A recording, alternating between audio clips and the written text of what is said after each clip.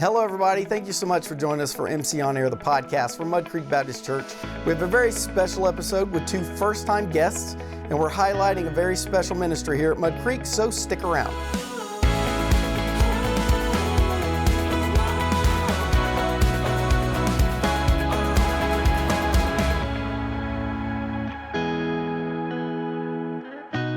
Okay, welcome back. Thank you for sticking around. Again, this is a very special episode with two brand new first-time guests with us today, and this is the official, unofficial Carpenter's Hands episode on the podcast today. So on my left, your right, we have Michael Nelson, one of the directors of Carpenter's Hands. Hello, Michael. Hello. Thank you for this opportunity to share what God is doing through Carpenter's Hands ministry. Well, it's an honor to have you on here. And on my right, your left, which he will give himself another title, but Danny Rector, thank you for being on here. Thank you very much. I just enjoy helping. So you said not director? You said I'm a gopher. Gopher. Do you know what? It takes a lot of gophers to do the job. Yes. It really does. Well, guys, thank you for being on here. Carpenter's Hands, obviously, everyone who's been at our church for any amount of time knows and has heard of your ministry. But for those who may be watching or new to our church, if you were to sum it up, Mike, what is Carpenter's Hands ministry and what kind of history does this long-term ministry have at Mud Creek? This is our 27th year in disaster relief, recovery, and construction ministries. Our first trip was December the 26th, 1999, in the last century. Right. Yeah. And we went to Burgaw, North Carolina after Hurricane Floyd. We went for 1 week between Christmas and New Year's, and we only had plans for that one trip, no extended thing. But during that week, God gave us a vision for what He wanted to do in Carpenter's Hands. He gave us a verse. Our guiding verse is Matthew 5:16, which says to let your light so shine before men that they may see your good works and glorify your Father which is in heaven. That has been our guiding principle throughout all the years, is to shine the light of Jesus by the things we do, helping people and just letting them see Jesus at work.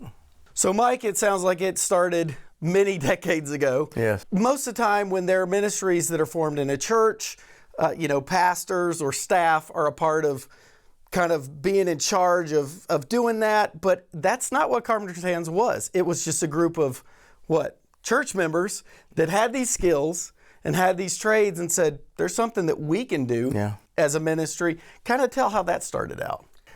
Just an announcement that we were going to Burgaw, and people signed up.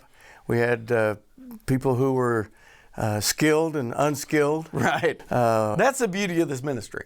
There are people who have learned trades actually working with us. Doing this ministry. Doing the work. Yeah. God just kind of opened doors.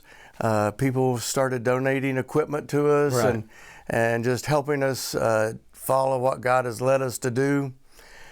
We have been as far west as Texas on disaster stuff. As far south, Danny took a group to the Keys, Florida, after Hurricane. Sure, that one was hard. Tough. They're tough calls in this ministry. We have been as far east as our own coast of North Carolina, right, as far north as New York after 9/11, right, New Jersey after some hurricane. Sandy. I've been to so many, it just kind of all blends together. It's all people in need, right, That's Mike? it. Yeah, exactly. But God has continued to bless over the years. We are better equipped than most contractors are. Absolutely. We have seen God just provide. We have a brand new skid steer that was purchased 6 weeks before Hurricane Helene. Nobody even knew. No, we had no clue. And the good thing is the price of equipment was down at that time. Right. So we got a real good deal. And it gave us 6 weeks. Danny and I, we were used to the old where you steer with your hands and the foot operated right, the bucket and such. It was so funny watching us try to learn to use the joysticks. Brand new. Yeah. We had 6 weeks, and then the hurricane hit, and we just knew what God was doing with that, because without it, we'd have just been lost. Just to know that God was obviously moving before that even happened. Yes. For the fact that you got it ahead of time, you got a chance to learn a new piece of equipment. Yes. And that you got it at a discount. I mean, it was God's perfect timing. It's God. And we have seen that happen year after year That's after awesome. year after year. God's perfect timing. That's awesome. Well, like you said, a lot of people have learned to do the trade being around all of you that Yes. go on these trips. And you guys, what are some of the jobs that most people need to know if they're going to get involved in these? What are those main jobs that they may get a degree in when they're done with it, Danny? We could teach anything. Okay. But one of our guys I know came on one of the early trips back in Burgaw, I think it was. Yeah. And he went on and became a plumber. Right, by good. trade. And there's so many different things, but you just have to be willing to help and available. I think I love that every time we do a promotional for an upcoming trip, whether it's one of your Christmas trips or your summer trips, Yeah. anybody can paint, right? Yes. Anybody can push a broom. Anybody can shovel and mud out. And then you have all these opportunities for these very skilled trades people to come in and do those kind of jobs. One of the things we're looking for right now is we need some sheetrock finishers. If anybody out there knows some sheetrock finishers or hangers, but any of the trades, electrical, plumbing, flooring, just any of the trades, we definitely have a constant need for that. So there's always an open invitation to join Carpenter's Hands, right? Yes. And if somebody does want to get involved with you guys at Carpenter's Hands, is there a good email or a contact where they can get information about that? Yes, so it'll be a contact on the screen Uh-huh. that they can leave an email address. I send out an email each week telling what opportunities are ahead of us and where you can get involved. Right. And it doesn't obligate them. It just gives them a chance to see opportunities. Yes. Yes. I love that. That's great. Now, another thing that I wanted to ask you about is this is a 27-year-old ministry, and a lot of you that are working today were there when this began. So I would have to say there probably is a pretty good need for some younger blood Yes. in this ministry. Definitely. Wouldn't you guys think? Yes, I mean, we've had to stop doing things like roofs, just Right. due to our age and safety. Yeah. Things like that. But, we really need a lot more people. And one of the key things we're trying to point out is that this is not just Mud Creek people. Right. We have a lot of different churches helping us. And, without them, we couldn't do what we do. That's right. Yes. Yeah, this isn't officially Mud Creek only. No. You guys have always had help from churches around the county. From our very first trip, we had someone from another church. See, I love that. The fact that everybody's coming together for the same need. We're just seeking to glorify Jesus. Yeah. And he says if he's lifted up, he'll draw all men to him. Right. And so that's what we've got to do, is not lift up ourselves, Right. not lift up our church or our denomination, but to lift up Jesus, and then people will be drawn to him. Because Jesus ultimately is the reason you guys show up. That's when it. there are tragedies, when there are natural disasters. That's it, because you're sharing the love of Jesus and you're meeting their need where they are. People just cannot believe that we don't charge for what we do. We pay our own way, we work hard, live sometimes in less than desirable situations. They're like, what's this going to cost me? Yeah. Nope, we do this because we love people and we love Jesus. That's right. That's fantastic. All right. Another thing I want to touch on while these guys are here, obviously, is they do want new blood, and we'll have contact information on here to help you get connected with Carpenter's Hands. And like they said, you could do anything. You could push a broom, you can mud out, you can paint, you can turn a screwdriver, or you can learn and use the skills you already know. But another thing you guys do, and this is year-round, is you collect for something called a yard sale. The Carpenter's Hands yard sale that's known, I would say, countywide, if not further out than that. But Danny, what is the yard sale for Carpenter's Hands? The Carpenter Hand yard sale takes place on May 2nd. And that's how we raise our funds for doing all of our travels, all of our disaster relief. It's a way that we do not become a burden on our church. Right. No. And we're able to pay for things like this skid steer, like our truck, through these different funds that have been raised. So I have a great team that's out right now doing pickups. Doing pickups. No. Oh, so they don't just drop it off. It's not like a Goodwill. Not always. Okay. Yeah. We love them drop it off, but We prefer it. Yeah. But we'll do pickups, and we're going to be doing pickups through April 18th. Okay. All right, and then we have to stop because that same team has to put up tents. And if the yard sale's that big, you've got tents. if nobody's seen this yard sale is huge. Huge. We have 5 circus-sized tents Right. that we put up in the field. It's just hard to describe how it is. So it's May 2nd. Yep. Starts at 8 o'clock a.m.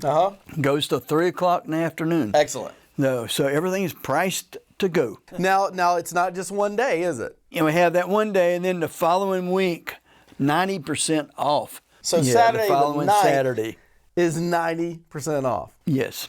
Does a lot of stuff ever make it to that second weekend? Some, there's still some really good stuff That's left behind. Yes. Yeah. But that pretty well takes care of it. Right. And as far as notoriety, this one family, they were up here on vacation from Florida, saw the yard sale. They came in, liked the yard sale. They called me the next year, wanted to know when it was. They drove all the way from Florida to come to the yard sale. Nice.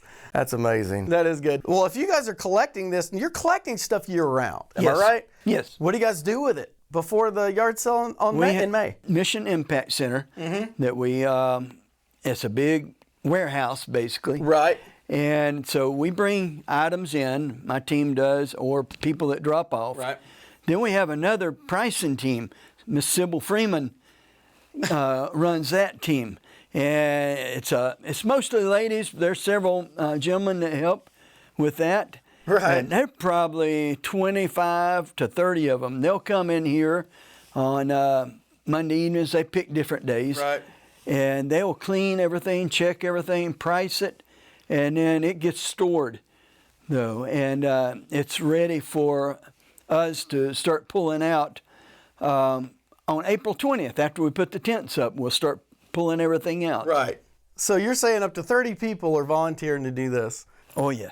On a regular basis, and then during the week before the yard sale, we'll be working all day and into the evening. Right. We need all the help we can get. Yes. Yes. And then, of course, the day of the sale, we need a lot of help helping to move the furniture and delivering the furniture.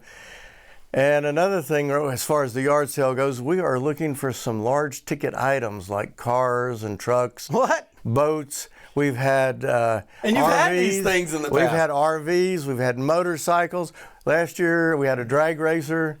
It's just Did it sell? yes. It did. It sold for a lot of money, That's great. and it really helps. So if you have some of those items, we will definitely want to talk to you. That's awesome. Now, and then you said down at the Beth Nelson Mission Impact Center. Yes. Now that has a namesake. Why don't you tell us about that? Oh, my sweet wife. She was just the mother of Carpenter's Hands Ministry, took care of everybody. She headed up the food when we went on trips and housing and all that. And she just had such a loving, humble spirit about her. And everybody, she got promoted to heaven about almost 5 years ago now. Right. They actually named the warehouse that we use the Beth Nelson Mission Impact Center in her honor and That's memory. great. It's very fitting. And I see out of my window that your car's parked down there every day. And you're working down Yeah, every pretty much. day. Yeah. Right now we're working on a new disaster relief trailer. They've asked us to have a rapid response team that could get the call like Monday night and leave on Tuesday morning. It's already stocked and ready to It's pull going to have out. all the chainsaws, all the mud out stuff, all the chaps and helmets, personal protective equipment.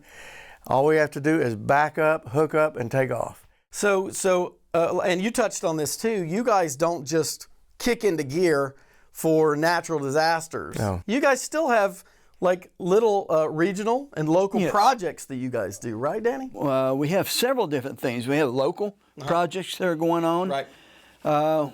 We also do a summer mission trip, and we do one the day after Christmas each year. Okay, that's a good point, because I also wanted to touch on that summer mission trip that's coming up. You need to share some information about that if people are interested to go. Yes, we primarily do disaster relief trips, but people younger than 16 are not usually allowed on these trips. We go into dangerous areas and a lot of restrictions. Yeah.